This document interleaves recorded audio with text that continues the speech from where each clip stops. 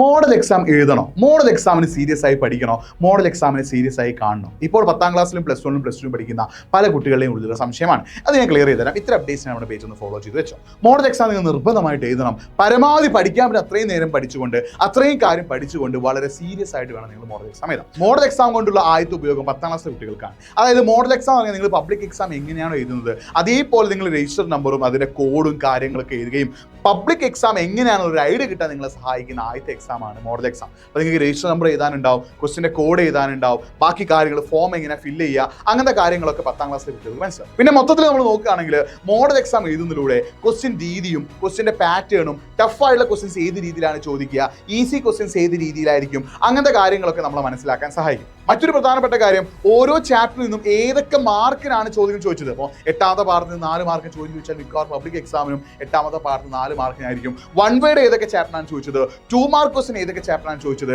ഓരോ ചാപ്റ്ററിൽ നിന്നും ഏതൊക്കെ മാർക്കിനുള്ള ക്വസ്റ്റ്യൻസ് ആണ് ചോദിച്ചെന്നുള്ള കാര്യവും മോഡൽ എക്സാം എഴുതിയാൽ മാത്രമേ നമുക്ക് മനസ്സിലാക്കാൻ പറ്റുള്ളൂ. പിന്നെ മോഡൽ എക്സാം എഴുതുന്നതിലൂടെ പബ്ലിക് എക്സാമിലേക്കുള്ള ഒരു കോൺഫിഡൻസ് കിട്ടുകയും കുറെ കൂടി ഉഷാറാക്കി പബ്ലിക് എക്സാം എഴുതാൻ നമ്മളെ സഹായിക്കുകയും ചെയ്യും. അപ്പോൾ നിങ്ങൾ നിർബന്ധമായിട്ടും മോഡൽ എക്സാം എഴുതണം. മോഡൽ എക്സാം നിങ്ങളെ പല രീതിയിൽ സഹായിക്കുന്നുണ്ട്. ഒന്ന്, നിങ്ങളുടെ കോൺഫിഡൻസ് കൂട്ടാൻ ഹെൽപ്പ് ചെയ്യുന്നു, ഇമ്പോർട്ടൻറ്റ് ടോപ്പിക്സ് മനസ്സിലാക്കാൻ സഹായിക്കുന്നു, ഓരോ ചാപ്റ്ററിൽ നിന്നും ഏതൊക്കെ മാർക്കുള്ള ചോദ്യങ്ങളാണ് ചോദിക്കുക എന്ന് നമ്മളെ മനസ്സിലാക്കാൻ സഹായിക്കുന്നു. അത് മാത്രമല്ല SSLC വിദ്യാർത്ഥികളെ സംബന്ധിച്ചിടത്തോളം പബ്ലിക് എക്സാമിനുള്ള അവരുടെ ഫസ്റ്റ് പേജ് ഫില്ല് ചെയ്യുമ്പോൾ അവർ പല മിസ്റ്റേക്ക് വരുത്താറുണ്ട്. ആ മിസ്റ്റേക്ക് ഓവർകം ചെയ്യാൻ ഈ മോഡൽ എക്സാം എഴുതുന്നതിലൂടെ അവരെ ഹെൽപ്പ് ചെയ്യും. സോ എന്തായാലും മോഡൽ എക്സാം സ്കിപ്പ് ചെയ്യാതെ വേഗം പോയി എഴുതിക്കോ, ഈ കാര്യങ്ങളൊക്കെ സെറ്റ് ആയിരിക്കും.